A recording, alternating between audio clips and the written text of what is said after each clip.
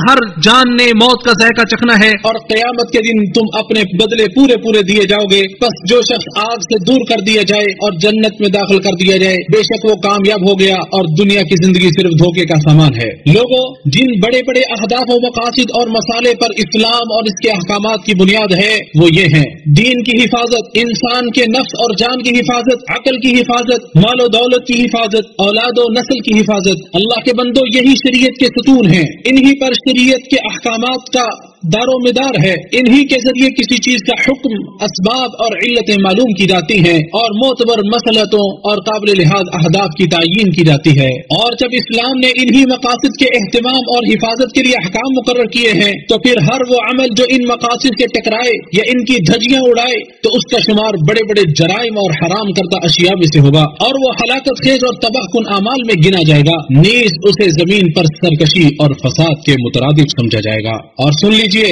اس سے بڑی مصیبت اور آزمائش کیا ہوگی، اس سے بڑی سخت کرب و قلق اور آفت کیا ہوگی، اس سے بڑھ کر پریشانی اور حواس باختگی کیا ہوگی، اور اس سے بڑی سزا و مصیبت کیا ہوگی کہ انسان اپنی ہی جان کا دشمن بن جائے، اپنی ہی صحت و عقل کو خراب کرنے کے درپے ہو جائے، اپنے ہی مال کو ضائع اور برباد کر دے، اپنی عزت و آبرو کو داؤ پر لگا دے، اپنے اہل و عیال، دین اور عمر کو ضائع کر بیٹھے، معمولی سی قیمت پر اپنے نفس کا سودا کر لے، پھر ان کے بدلے میں خبیث و ناپاک اشیاء کی جڑ منشیات کو خرید لے، صحت و تندرستی کے بدلے بیماریوں کو گلے لگائے، عافیت کے بدلے کرب و الم کو مول لے، اور فرحت و شادمانی کے بدلے حزن و ملال اور غم و اندوہ کو ترجیح دے کر دنیا و آخرت میں خائب و خاسر اور ناکام و نامراد ٹھہرے. ارشاد باری تعالی ہے، یہ وہ لوگ ہیں جنہوں نے ہدایت کے بدلے گمراہی خرید لی تو نہ ان کی تجارت نے نفع دیا اور نہ وہ ہدایت پانے والے بنے.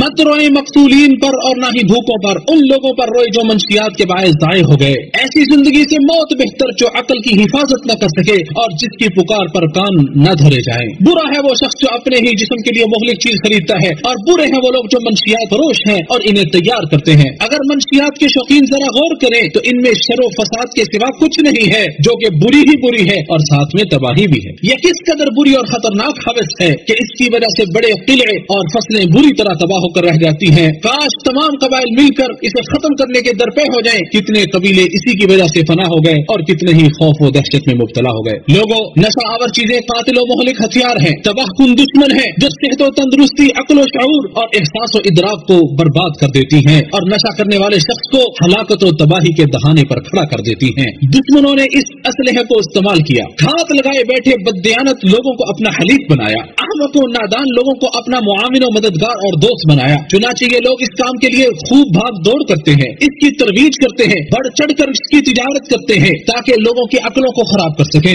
ان کے مستقبل کو تباہ و برباد کر سکیں، دینی اقدار و روایات اور اخلاقیات کو جنازہ نکال سکیں. لہذا اس معاملے کو پوری سنجیدگی کے ساتھ لینا ہمارے لیے از حد ضروری ہے اور ان کے کلی خاتمے کے لیے متعلقہ اداروں کے ساتھ تعاون کرنا ہمارے واجبات میں سے ہے. جیسا کہ ارشاد باری تعالی ہے، اور نیکی اور تقوی پر ایک دوسرے کی مدد کرو اور گناہ اور زیادتی پر ایک دوسرے کی مدد نہ کرو اور اللہ سے ڈرو، بے شک اللہ بہت سخت سزا دینے والا ہے. اللہ کے بندو، اللہ تعالیٰ نے نیکی کا حکم کرنے اور برائی سے روکنے کو دین اسلام کے واجبات میں سے قرار دیا ہے اور دنیاوی مسلطوں اور عقل کے تقاضوں میں اسے شامل کیا ہے. چنانچہ نشے کے رسیہ لوگوں پر پردے ڈالنا اور ان کے عمل پر خاموشی اختیار کرنا عظیم ترین برائیوں اور گناہوں میں سے ہے، نیز آزمائشوں اور مصیبتوں کو دعوت دینے کے بھی مترادف ہے. جیسا کہ ارشاد والی تعالیٰ ہے، وہ لوگ جنہوں نے بنی اسرائیل میں سے کفر کیا، ان پر داؤد اور مسیح ابن مریم کی زبان پر لعنت کی گئی. یہ اس لیے کہ انہوں نے نافرمانی کی اور وہ حد سے گزرتے تھے. وہ ایک دوسرے کو کسی برائی سے جو انہوں نے کی ہوتی روکتے نہ تھے، بے شک برا ہے جو وہ کیا کرتے تھے. اور نعمان بن بشیر رضی اللہ عنہما سے روایت ہے کہ رسول اللہ صلی اللہ علیہ وسلم نے فرمایا، اللہ کی حدود پر قائم رہنے والوں اور ان کی خلاف ورزی کرنے والوں کی مثال ایسے لوگوں کی سی ہے جنہوں نے ایک کشتی کے سلسلے میں قرعہ ڈالا، جس کے نتیجے میں بعض لوگ کشتی کے اوپر والے حصے میں اور بعض نیچے والے حصے میں آ گئے. بس جو لوگ نیچے والے حصے میں تھے انہوں نے پانی لینے کے لیے اوپر والے لوگوں کے پاس سے گزرنا پڑتا. انہوں نے سوچا کیوں نہ ہم اپنے ہی حصے میں ایک سوراخ کر لیں تاکہ اوپر والوں کو ہم سے کوئی تکلیف نہ ہو.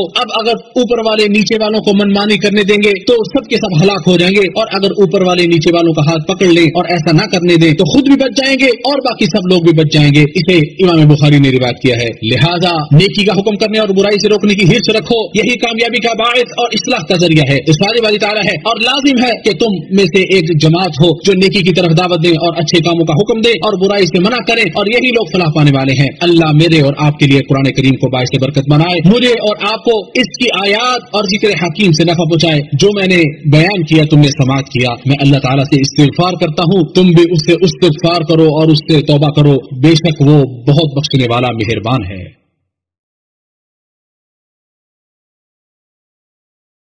तमाम तारीफें अल्लाह अज़्ज़ व जल के लिए हैं जिसने अपनी तरफ रुजू करने वालों के लिए तौबा का दरवाजा खोला, अपनी तरफ पलटने वालों के लिए बेहतरीन ठिकाना और आरामगाह बनाई, और अपनी इबादत में जिंदगी बसर करने वालों के लिए घने साए बनाए। अब जो चाहे अपने परवरदिगार की तरफ जाने का रास्ता इख्तियार कर ले। मैं अल्लाह ताला की ताज़ीम और तौक़ीर बजा लाते हुए ये गवाही देता हूँ कि उसके सिवा कोई माबूद बरहक नहीं, वो तन्हा है, उसका कोई शरीक नहीं, और मैं गवाही देता हूँ कि मोहम्मद सल्लल्लाहु अलैहि वसल्लम उसके बंदे और रसूल हैं। वही बतौर रहबर व पेशवा और मुर्शिद व रहनुमा के काफी हैं। बहुत ज्यादा दुरूद व सलाम नाज़िल हो उन पर, उनकी आल पर और उनके तमाम असहाब पर। अल्लाह के बंदो, मंशियात दौर हाजिर की एक बहुत बड़ी आफत और मुसीबत है जो अकल को बर्बाद और जिस्मों को तबाह कर देती है, दीन की राह पर चलने से रोकती है और ईमान में कमजोरी पैदा कर देती है। बस ये शैतान के नापाक हथकंडों में से है और रहमान की बहुत नापसंदीदा है। इरशाद बारी ताला है, लिहाजा इनसे बचो ताकि तुम्हें फलाह हासिल हो। ऐ मंशियात के खुगर इंसान, क्या अभी वो वक्त नहीं आया है कि तुम अल्लाह का खौफ खाओ? क्या अभी वो वक्त नहीं आया कि तुम दूसरों से इबरत पकड़ो? क्या अभी वो वक्त नहीं आया कि अक्ल व होश के नाखुन लो और सीधे कामों की तरफ लौट आओ? क्या अभी वो वक्त नहीं आया कि तुम तौबा कर लो?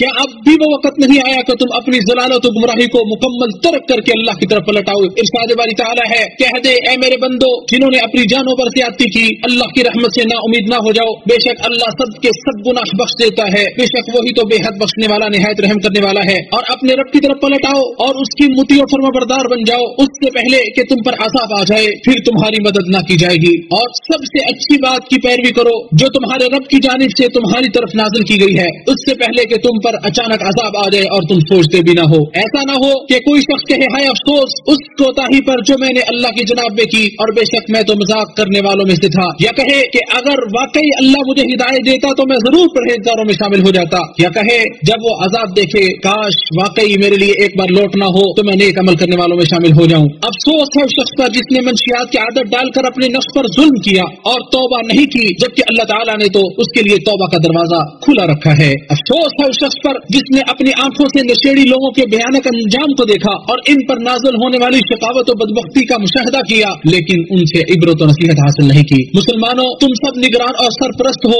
और तुमसे अपने मातहत लोगों के बारे में बाज पुर्स की जाएगी। लिहाजा अपने मातहत लोगों के बारे में अल्लाह से डरो, क्योंकि वो तुम्हारी गर्दनों में बतौर अमानत के हैं। इरशाद बारी ताला है, ऐ लोगों जो ईमान लाए हो, अल्लाह और उसके रसूल की खयानत ना करो और ना ही अपनी अमानतों में खयानत करो जबकि तुम जानते हो। और ये जान लो कि कल क़यामत के दिन अल्लाह ताला की बारगाह में तुम सब से उनके मुतालिक पूछा जाएगा। वो सब तुम्हारे खिलाफ गवाही देंगे और उनकी गवाही लिखी जाएगी और उनसे बाज पुर्स की जाएगी। और अल्लाह रब्बुल आलमीन ऐसे शख्स पर जन्नत को हराम कर देता है जो अपने मातहत लोगों के साथ खयानत करता है और उनसे मुतालिक जो उसकी जिम्मेदारी सौंपी गई है वो उसे पूरा नहीं करता। कितने ही ऐसे वालिद और बाप हैं जो औलाद से मुतालिक अपनी जिम्मेदारियों को अदा करने में कोताही बरतते हैं, और जब वो बुरी सोबत का शिकार हो जाते हैं और मंशियात के आदी बन जाते हैं तो फिर उस वक्त वो कफे अफसोस मिलते हैं, जबकि उस वक्त पछतावा और अफसोस और नदामत उनके कोई काम नहीं आती। कितने ही ऐसे बाप हैं जो अपनी औलाद की तरबियत से गाफिल रहते हैं। उन्हें होश तब आता है जब दुश्मन और बुरे साथी उन्हें अपने नरगे में ले लेते हैं। वो ख्वाहिशात नफ्स के गुलाम बन चुके होते हैं, हलाकत और तबाही की गहरी खाई में गिर चुके होते हैं और उनके इहाता कंट्रोल से बाहर निकल चुके होते हैं। किसी आदमी के गुनाहगार और मुजरिम होने के लिए इतना ही काफी है कि वो अपने अहलो अयाल को जाये बर्बाद कर बैठे। इरशाद बारी ताला है, ऐ लोगों जो ईमान लाए हो, अपने आप को अपने घर वालों को उस आग से बचाओ जिसका ईंधन लोग और पत्थर है, उस पर सख्त दिल मजबूत फरिश्ते मुकर्रर हैं जो अल्लाह की नाफरमानी नहीं करते, जो वो उन्हें हुक्म दे और वो करते हैं जो वो हुक्म दिए जाते हैं। ये लोगों, यकीनन ममलकत सऊदी अरब का निजाम शरीयत इस्लामिया की निफाज, अमन और इस्तेहकाम के सतून कायम करने, सरहदों की हिफाजत करने, अदल और इंसाफ के झंडे गाड़ने और उसकी जड़ों को मजबूत करने पर कायम है। और ममलकत सऊदी अरबिया इस बात के लिए कोशा है कि मंशियात और नशा आवर चीजों जैसी हर उस चीज का खात्मा किया जाए जो अमन और इस्तेहकाम को मुतसलसल करे और जो दीन और अखलाकी हिमायत और अकदार को ठेस पहुंचाए। मंशियात से लड़ने वाले मखसूस इदारे मंशियात से लड़ने और उन्हें खत्म करने के लिए बहुत ज्यादा मेहनत और दौड़ धूप कर रहे हैं। अल्लाह उनकी कोशिशों को कबूल फरमाए और इस मुल्क को अपनी हिफ्ज़ व अमान में रखे, खसूसी इसकी निगरानी फरमाए, बुरे लोगों के शर और फासिक व फाजिर लोगों के मकर फरेब से इसे महफूज रखे और उसके हाकिमों और हुक्मरानों को हर खैर की तौफीक अता फरमाए। आमीन या रब्बल आलमीन। ए जहानों के परवरदिगार, पालने वाले पालनहार, ए अल्लाह तो इस्लाम और मुसलमानों को गलबा अता फरमा,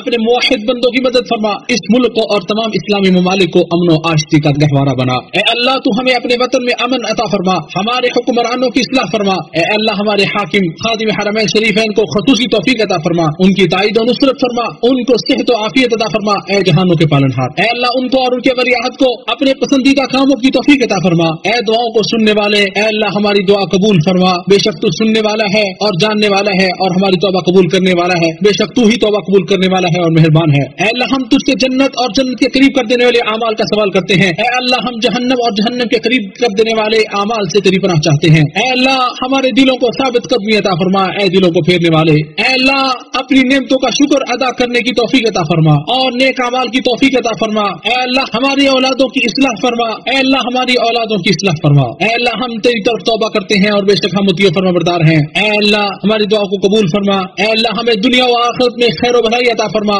और जहन्नम के अजाब से हमें महफूज फरमा। ए अल्लाह नबी करीम सल्लल्लाहु अलैहि वसल्लम पर दुरूद व सलाम नाजिल फरमा, उनकी आल पर और तमाम के तमाम सहाबा किराम